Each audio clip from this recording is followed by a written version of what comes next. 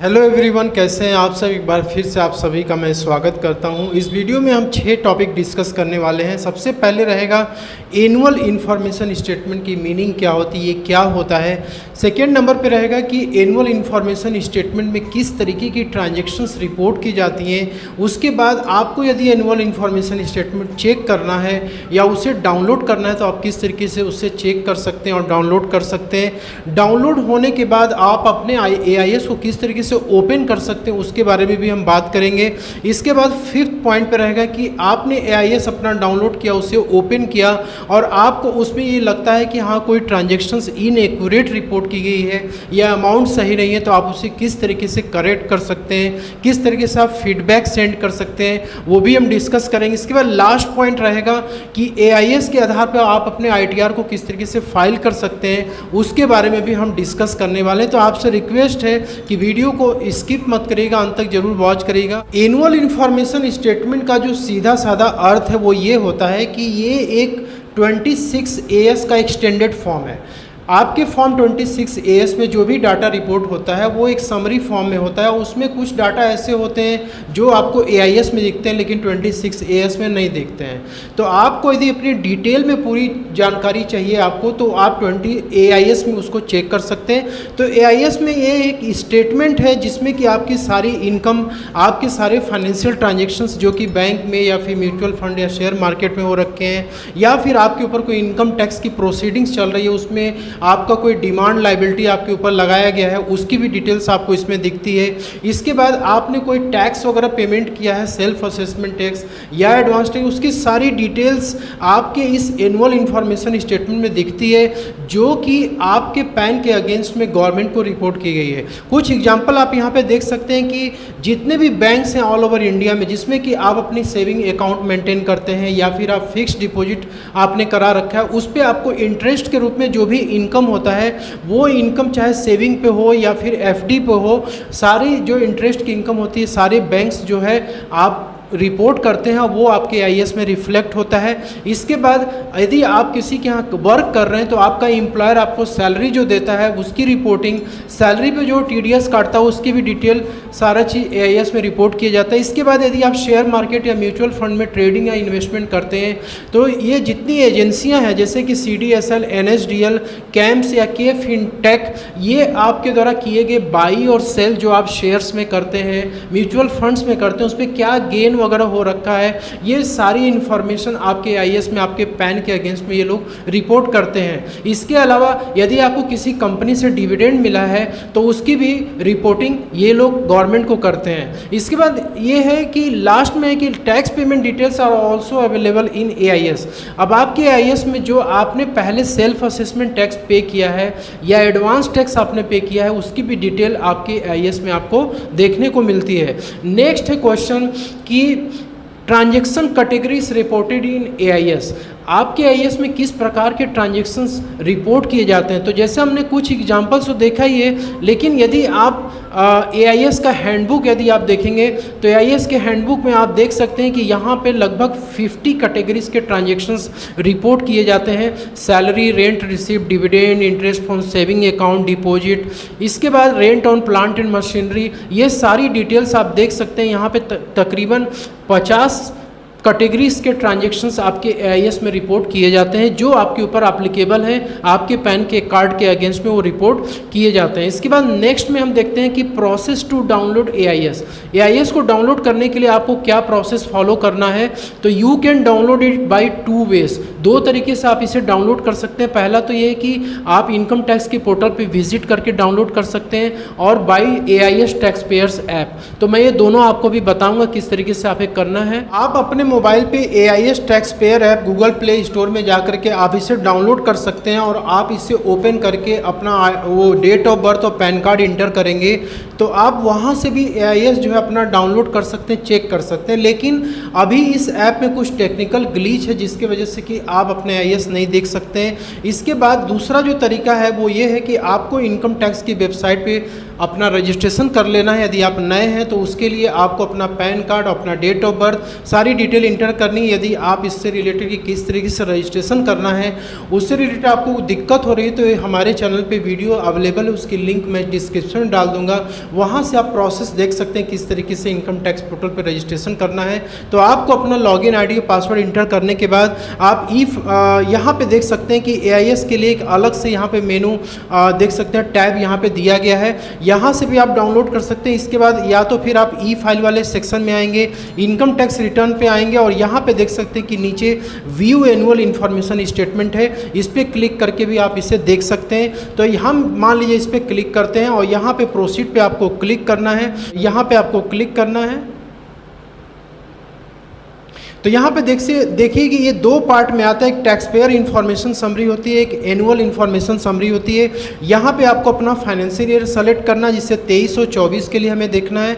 तो 22 और 23 के लिए मैं देखना है, क्योंकि हम असेसमेंट ईयर 23-24 में अपनी ITR को फाइल कर रहे हैं, तो इसलिए 22-23 आपको देखना। देखिए यहाँ पे दो तरीके की समरी आपको मिलती है, एक होती है AIS जिसके बारे में कि हम बातें कर रहे हैं, और दूसरा होता है tax payer information summary. Tax payer information summary में आपकी जो भी इनकम या फिर जो भी टैक्स वगैरह की डिटेल्स होती है वो एक ब्रॉड वे में होती है, एक समरी फॉर्म में होती है। आप उसमें डिटेल्स में कुछ नहीं दे सकते, लेकिन AIS में आप हर एक ट्रांजेक्शन्स को डिटेल में आप देख सकते हैं। तो सबसे पहले तो हम TIS पे क्लिक करते हैं और यहाँ पे आप देख सकते हैं कि जितने भी कैटेगरीज के यहाँ पे ट्रांजेक्शन्स हुए हैं, जैसे कि मुझे डिविडेंड मिला है, मुझे सेविंग बैंक से इंटरेस्ट मिला है, डिपॉजिट पे फिक्स्ड डिपॉजिट पे इंटरेस्ट मिला हुआ है, इसके बाद म्यूचुअल फंड्स और सिक्योरिटीज़ पे हमने सेल करा है तो उसकी भी रिपोर्टिंग यहाँ पे दिख रही है। इसके बाद बिजनेस रिसिप्ट भी है, टाइम डिपॉजिट्स को हमने परचेस करा है उसकी भी डिटेल्स यहाँ पे दिख रही है। इसके बाद परचेस हमने किया म्यूचुअल फंड्स का, उसका डिटेल यहाँ पे दिख रहा है। जैसे कि मान लीजिए कि हम यहाँ पे सेल ऑफ सिक्योरिटी पे क्लिक करते हैं, तो यहाँ पे आप देख सकते हैं कि जैसे मैंने बताया कि CDSL NSDL ये लोग सिक्योरिटी से रिलेटेड, शेयर मार्केट से रिलेटेड जो भी इंफॉर्मेशन होती है उसको रिपोर्ट करते हैं। तो यहाँ पे आप देखिए सेल ऑफ इक्विटी शेयर्स तो दिख रहा है, सेंट्रल डिपॉजिटरी लिमिटेड ने रिपोर्ट करा है, value of transaction, process transaction तो दिख रहा है, लेकिन कौन सा इक्विटी शेयर्स हमने सेल किया यहाँ से आपको पता नहीं लगेगा। ठीक है, आप इसको क्लिक भी करेंगे ना तो यहाँ से आपको नहीं दिखेगा कि कौन सा आपको शेयर आपने सेल करा है। ठीक है, तो ये डिटेल आपको देखना है तो आपको AIS में चलना पड़ेगा। ठीक है, तो यहाँ पे आप देख सकते हैं डिविडेंड वगैरह की इनकम है तो वो यहाँ पे नाम दिख रहा है कि हाँ डिविडेंड मिला हुआ है। इसके बाद आप पीछे चले आएंगे टैक्स पेयर इन्फॉर्मेशन समरी में। अभी हम टैक्स पेयर इन्फॉर्मेशन समरी को ही डिस्कस कर रहे हैं और यहाँ पे इंटरेस्ट फ्रॉम डिपॉजिट में आप देख सकते हैं इंटरेस्ट इनकम। तो ये सारी डिटेल्स जो है एक समरी फॉर्म में आती है, लेकिन आपको क्या करना है, इसे भी डाउनलोड आपको करना है। तो आप किस तरीके से डाउनलोड करेंगे, सबसे पहले आप यहाँ पे डाउनलोड बटन पे क्लिक करेंगे और यहाँ से आप इसे डाउनलोड कर लेंगे। डाउनलोड करने के बाद ये फाइल आपकी डाउनलोड हो जाएगी और इसके बाद एनुअल इन्फॉर्मेशन स्टेटमेंट की तरफ चलते हैं, इसे भी हम ओपन करेंगे। तो यहाँ पे देखिए आपको सारी डिटेल TDS और TCS की इन्फॉर्मेशन यहाँ पे दिख रही है। SFT की इन्फॉर्मेशन जैसे मैंने बताया था कि यहाँ पे डिविडेंड वगैरह जो आपको मिला उसकी इनकम आपको दिख जाती है। पेमेंट ऑफ टैक्सेस ये आपका आ गया, डिमांड एंड रिफंड इसमें कुछ नहीं इन्फॉर्मेशन है, सारी इन्फॉर्मेशन इसमें नहीं है। ठीक है, तो पार्ट ए में जनरल इन्फॉर्मेशन हो गया और पार्ट बी में आपके TDS TCS से रिलेटेड इन्फॉर्मेशन। लेकिन जब आप अपने AIS को डाउनलोड करेंगे तो आपको उसमें सारी डिटेल्स जो टैक्स पेयर इन्फॉर्मेशन समरी में नहीं दिख रही थी वो आपको इसमें दिखेगी। तो आपको AIS डाउनलोड करने के लिए आपको डाउनलोड बटन पे क्लिक करना है और यहाँ से आपको डाउनलोड प्रेस करना है तो आपकी जो AIS है वो डाउनलोड हो जाएगी। यहाँ पे हमारा AIS देखिए यहाँ पे आ चुका है, इसको आपको डाउनलोड बटन पे क्लिक करना है तो यहाँ से देखिए AIS आपका डाउनलोड हो चुका है। नेक्स्ट स्टेप है गाइस कि आपको अपने AIS को किस तरीके से ओपन करना है। तो आपको सिंपली अपना पैन नंबर लोअर केस में स्मॉल लेटर में लिखना है, साथ में आपको अपना डेट ऑफ बर्थ इंटर करना है जिसमें कि फॉर्मेट रहेगा DDMMYY जिसमें कोई स्पेस नहीं रहेगा। आप यहाँ पे एग्जाम्पल देख सकते हैं। आपको इस तरीके से अपना पासवर्ड इंटर करना है। तो जो डॉक्यूमेंट्स हमने अभी डाउनलोड करा था हम उसे ओपन कर लेंगे और इसको हम लोग ओपन करने की कोशिश करेंगे। तो यहाँ पे आपको जो है अपना डेट ऑफ बर्थ और उसके बाद जो आपका पैन नंबर है लोअर केस में स्मॉल लेटर में आपको यहाँ पे इंटर करना है। एआईएस स्टेटमेंट देखिए ओपन हो जाता है, इसमें आपको पूरी डिटेल में सारी इन्फॉर्मेशन आपको मिल जाएगी। जैसे मैंने अभी बताया था आपको कि टैक्स पेयर इन्फॉर्मेशन समरी में जो डिटेल्स होती है वो डिटेल में नहीं होती है, बल्कि वो समरी फॉर्म में होता है, तो आपको एआईएस से वो डिटेल मिल जाएगा। तो जैसे अभी हमने थोड़ी देर पहले बात करा था कि जो सिक्योरिटी सीडीएसएल ने रिपोर्ट करी थी, अब वो सिक्योरिटी देखिए यहाँ पे आ गया वो डिटेल कि हमने मेघमानी फाइनचेम लिमिटेड का शेयर लिया था, फिर उसको सेल किया, बाई किया, वो सारी चीज़ें यहाँ पे देखिए दिख रही हैं। तो आपको सारी डिटेल्स जो है इसमें मिलने वाली है। अब दोस्तों ये है फिफ्थ पॉइंट पे कि यदि आपके एआईएस में कोई भी इंफॉर्मेशन आपको लगता है कि गलत रिपोर्ट की गई है, उसका अमाउंट गलत रिपोर्ट किया गया, तो उसका आप फीडबैक सबमिट कर सकते हैं एआईएस ट्रांजेक्शन्स में। होता क्या है ना कि अभी तक जो भी आईटीआर वगैरह हमने फाइल करा है अपने से, उसमें हमने देखा है कि 26 एएस और एआईएस में डाटा मिसमैच होता है। कभी कभी जो अमाउंट होता है, मान लीजिए कि बैंक से आपको सेविंग अकाउंट पे इंटरेस्ट मिला है, आपके बैंक स्टेटमेंट में जो अमाउंट है वो कुछ और होता है, लेकिन एआईएस में वो अमाउंट कुछ और होता है। इसी तरीके से आपको सैलरी वगैरह की जो अमाउंट होती है जिस पे टीडीएस कटता है वो अमाउंट कुछ और होता है, लेकिन आपके एआईएस में कुछ और अमाउंट दिखता है। तो आप क्या कर सकते हैं कि आप इसका फीडबैक सेंड कर सकते हैं। फीडबैक सेंड करने के लिए आपको सिंपली क्या करना है कि एआईएस में आप चले आएंगे। आने के बाद जैसे मान लीजिए कि आपको इंटरेस्ट फ्रॉम डिपॉजिट, जो आपको डिपॉजिट पे इंटरेस्ट मिला है, यहाँ पे देखिए अमाउंट दिख रहा है 13,077 रुपये, लेकिन हमें इतना मिला नहीं है। तो हम इसे क्या कर सकते हैं, हम यहाँ पे इसका एक फीडबैक सबमिट कर सकते हैं। तो इसको क्या करना है, आपको देखिए यहाँ पे ये एरो बना है, इसको आपको क्लिक करना है। क्लिक करने के बाद ये जो डिटेल्स है आपकी ट्रांजेक्शन्स की आ जाएगी, और यहाँ पर आपको लास्ट में आना है। देखिए यहाँ पर फीडबैक का ऑप्शन दिख रहा है, आपको ऑप्शनल पे क्लिक करना है। और यहाँ पे देखिए फीडबैक टाइप में आपको यहाँ कई सारे फीडबैक के रीजंस मिल जाएंगे। ये इन्फॉर्मेशन करेक्ट है तो आपको ये चीज़ टाइप करना है। इनकम इज़ नॉट टैक्सेबल, यदि टैक्सेबल नहीं है और टैक्सेबल में आ रहा है तो आप इसको फीडबैक में डाल सकते हैं। Information is not fully correct, तो आप इसे क्लिक कर सकते हैं। Information relate to PAN, other PAN और ईयर, मतलब आपको जो है ये किसी और साल का जो इंटरेस्ट मिला था और इस बार के एआईएस में दिख रहा है, या किसी और के पैन पे रिपोर्ट किया गया है। इन्फॉर्मेशन इज़ डुप्लीकेट, अब यहाँ पे कोई भी इन्फॉर्मेशन डुप्लीकेट भी हो सकता है। पहले आपका किसी एआईएस में किसी ईयर में रिपोर्ट किया गया था, फिर इस बार रिपोर्ट कर दिया गया। इन्फॉर्मेशन इज़ डिनाइड, आप इसे डिनाइड कर सकते हैं। तो यहाँ पे देखिए कई सारे ऑप्शन है फीडबैक देने के लिए, जो आपके ऊपर एप्लीकेबल होगा वो आपको यहाँ पे देखिए। अब जिसे मान लीजिए कि मैं यहाँ पे इंटर करता हूँ information is not fully correct, तो यहाँ पे देखिए अब आपको इसकी डिटेल्स आपको यहाँ पे फीडअप करनी पड़ेगी।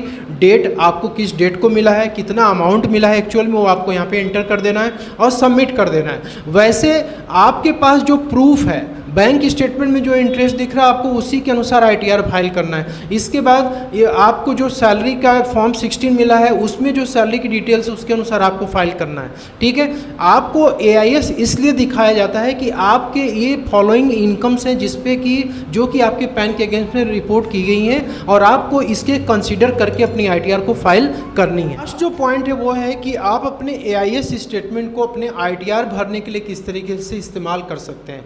दोस्तों आप सभी जानते हैं कि आपको आईटीआर में अपनी इनकम रिपोर्ट करनी होती है। कुछ लोग अपनी इनकम को रिपोर्ट नहीं करते हैं, छुपा देते हैं, जबकि उनके एआईएस में वो इनकम दिख रही है। इसलिए क्या करना है कि आपको अपनी एआईएस स्टेटमेंट ओपन करनी है। एआईएस स्टेटमेंट ओपन करने पे जैसे टैक्स पेयर इन्फॉर्मेशन समरी में आपको देख लेना है कि कौन कौन सी इनकम रिपोर्ट की गई है। ठीक है, और इसकी डिटेल आपको एआईएस में दिख जाएगी। ठीक है, आप क्या करेंगे, आप जो इनकम यहाँ पे दिख रही है, जो ट्रांजेक्शन आपके पैन के अगेंस्ट में रिपोर्ट की गई है, वो सारी इनकम आपको अपने आईटीआर में लेनी है, उसे छोड़ना नहीं है।